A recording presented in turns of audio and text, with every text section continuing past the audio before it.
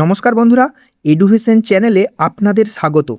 পশ্চিমবঙ্গের সরকারি চাকরি প্রার্থীদের জন্য এই মুহূর্তের সবচেয়ে বড় এবং এক্সক্লুসিভ আপডেট নিয়ে আজকের এই ভিডিও। আপনারা স্ক্রিনে যে খবরের কাগজের অংশটি দেখছেন, সেখানে রাজ্যের নতুন মুখ্যমন্ত্রী শুভেন্দু অধিকারীর একটি অত্যন্ত গুরুত্বপূর্ণ নির্দেশ প্রকাশিত হয়েছে। হেডলাইনটি হলো, নিয়োগে নাক গলাবেন না, বার্তা শুভেন্দুর। মুখ্যমন্ত্রী পদে বসার পর রাজ্যের যুব সমাজের কর্মসংস্থানের লক্ষ্যে এটি তার অত্যন্ত কড়া এবং ঐতিহাসিক একটি পদক্ষেপ। মূল পয়েন্টে যাওয়ার আগে আপনাদের কাছে একটি ছোট্ট অনুরোধ, এই ধরনের জেনুইন নির্ভুল সরকারি চাকরির আপডেট সবার আগে পেতে এখনই এই এডুকেশন চ্যানেলটিকে সাবস্ক্রাইব করে পাশে থাকা বেল আইকনটি প্রেস করে রাখুন। আর ভিডিওর তথ্যগুলো গুরুত্বপূর্ণ মনে হলে এখনই একটি লাইক দিয়ে ভিডিওটি আপনার চাকরি প্রার্থী বন্ধুদের সাথে শেয়ার করে দিন।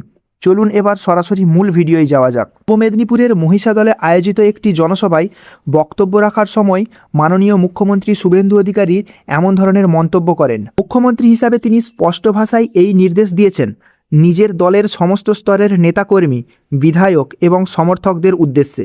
তিনি সাফ জানিয়ে দিয়েছেন, সরকারের কোনো নিয়োগ প্রক্রিয়াতেই দলের কোনো ব্যক্তি যেন হস্তক্ষেপ না করে। এই প্রতিবেদনের মূল 4টে পয়েন্ট নিচে আমি বিস্তারিত আলোচনা করব। প্রথম পয়েন্ট, 2027 সালের মধ্যে 1 লক্ষ নিয়োগের মেগা প্ল্যান। মুখ্যমন্ত্রী ঘোষণা করেছেন যে 2027 সালের মার্চের মধ্যে সম্পূর্ণ মেধার ভিত্তিতে রাজ্যে প্রায় 1 লক্ষ শূন্য পদে সরকারি চাকরি দেওয়া হবে। নতুন সরকারের এই লক্ষ্যে চাকরি প্রার্থীদের জন্য এক বিশাল সুযোগ। 2 নম্বর পয়েন্ট, মেধার ভিত্তিতে চাকরি। মুখ্যমন্ত্রী স্পষ্ট জানিয়ে দিয়েছেন যে এই 1 লক্ষ পদে চাকরি পেতে গেলে একমাত্র যোগ্যতাই শেষ কথা বলবে। কোনো ধরনের লবিং, সুপারিশ বা দুর্নীতির মাধ্যমে আর কেউ চাকরি পাবেন না।